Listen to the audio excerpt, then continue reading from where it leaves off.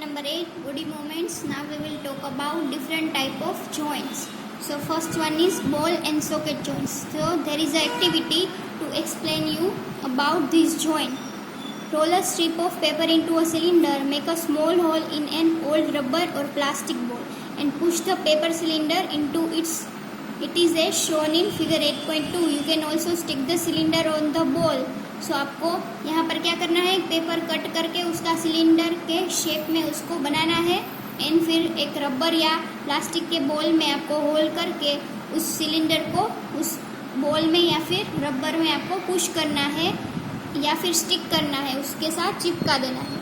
So figure 8.2 में आपको यहाँ पर दिखाया गया है. ऐसे आपको एक पेपर के टुकड़े को एंड बॉल को ज्वाइंट करके बाउल को एंड उसके बीच में आपको एक बॉल डालना है. देन आपको उसे ट्विस्ट करना है, आपको मूव करने की कोशिश करना है.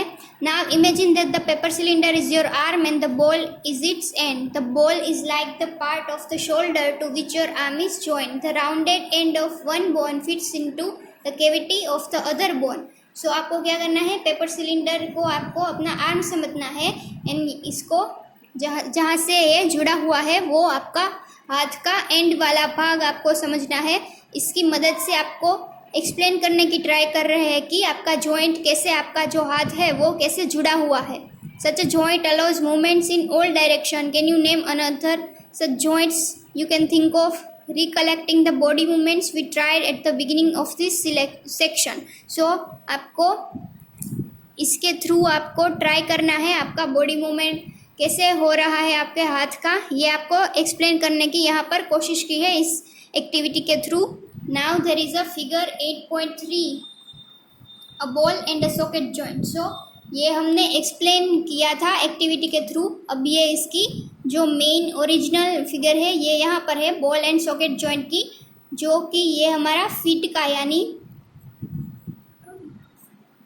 थाई बोन है, हिप बोन है एंड ये बॉल एंड सॉकेट जॉइंट जो पग के सबसे ऊपर का भाग है ये उसकी है यानी थाई बोन है, ये हिप बोन है एंड ये दोनों कैसे जुड़े हुए होते हैं तो बॉल एंड सॉकेट जॉइंट से. सो उसकी यहाँ पर हमें फिगर दिखाई गई है. Now the second one is pivotal joints. The joint where our neck joints the head is a pivotal joint. जहाँ से हमारी गर्दन हमारे माथे से यानी हेड से जुड़ी हुई होती है उसे हम क्या बुलाते हैं, पाइवोटल जॉइंट. पाइवोटल यानी मध्य का भाग जो होता है वो. It allows us to bend our head forward and backward and turn the head to our right और left. Try this movements. How are this movements different from those of our arm that can rotate a complete circle in ball and socket joint. So हमें क्या करना है, जो हमें बताया गया है पाइवोटल जॉइंट वो कहाँ पर होता है, हमारी नेक एंड गर्दन के बीच में, मध्य में. वो हमें किससे मदद करता है, हमारे गर्दन को टर्न करने में वो मदद करता है फ्रॉम राइट टू लेफ्ट. सो आपको ये ऑब्जर्व करना है कि आपकी गर्दन कैसे आप टर्न करते हो, इसे आपको ऑब्जर्व करना है. एंड आपके हाथ से ये कैसे डिफरेंस है उसमें, आपका जो हाथ आप मूव करते हो उसमें एंड आपकी गर्दन आप टर्न करते हो इस दोनों में क्या डिफरेंस है आपको ऑब्जर्व करना है. पेज नंबर 69 यहाँ पर फिगर 8.4 है. अ पाइवोटल जॉइंट यानी गर्दन एंड जो हेड है उसके बीच का जो जॉइंट है वो बताया गया है आपको फिगर में. In a pivotal joint a cylindrical bone rotates in a ring. So pivotal joint में क्या होता है, एक सिलिंड्रिकल बोन होता है जो ये वो रोटेट करता है. Now hinge joints. Open and close a door a few times. Observe the hinges of the door carefully. They allow the door to move back and forth. So hinge यानी जो door आपने देखा होगा कि जो दीवार से डोर जुड़ा हुआ होता है, आयरन की जो छोटी सी प्लेट्स जैसी होती है उसे हम बुलाते हैं हिंज. सो हिंज जॉइंट जो होते हैं वो भी डोर की जैसे ही हमें हमारे बोन्स को मूव करने में मदद करते हैं. नाउ एक्टिविटी 3, वो एक्टिविटी 3 में आपको वहाँ पर दिखाया गया है हिंज जॉइंट्स एंड जो नी में होते हैं. सो उसकी मूवमेंट कैसी होती है वैसे आपको एक्सप्लेन करने की ट्राई की है वहाँ पर. सो एक्टिविटी 3 एक बार रीड कर लेना ध्यान से. Now there is a fourth one, fixed joints. Some joints between bones in our head are different from those we have discussed so far. The bones can not move at this joint, such joints are called fix joint. Fix मतलब आपको पता चल ही जाएगा कि जो एक जगह पर फिक्स होते हैं, जो मूव नहीं कर सकते। ऐसे जॉइंट्स को क्या बुलाते हैं? Fix joints. वो कहाँ पर होते हैं? हमारे हेड में, जो कि बाकी जॉइंट्स से जो हमने आगे पढ़े हैं उससे बहुत ही डिफरेंट होते हैं। ये जॉइंट्स मूव नहीं कर पाते।